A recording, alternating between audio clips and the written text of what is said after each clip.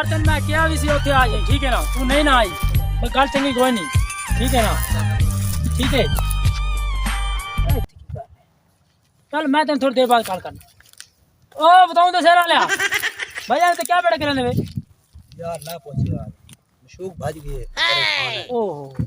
क्या करना क्या गल गई है? पत्ते हुन के भाई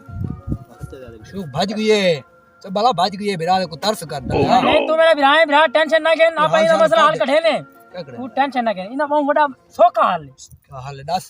हल बस सी में आख्या बांध कर समय गाई मजुक तेरी। अच्छा हां जी जी टेंशन ना के मेडिकल गड्ढे खोल गई या भावे खोल गई या कोई घेन गई है पता तो क्या नहीं ना। हां पता मैंने कोई नहीं या भाव के बीच भाग गई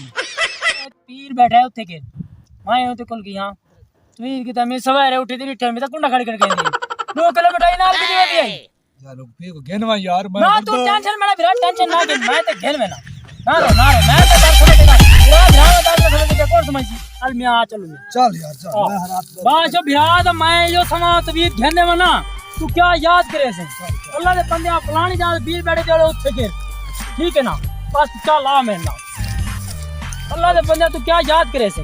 बे ये पहले बिरा मैं दसना ना यार कोई टेंशन है यार मैं क्या साहब क्या जमदे बिरा क्या गाल थी कि तू आज सही है।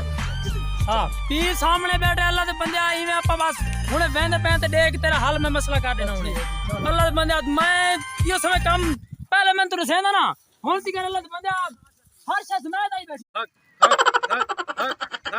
हक चब्बाला ए मियां ए पीरे क्या थी पीर से मुरीद है बात है सारे पीर की लड़ी कटवाई हक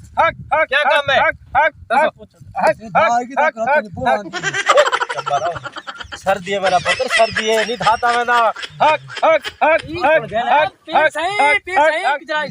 जी मेरा बच्चा जी हक जी मेरा बच्चा दोस्त है जी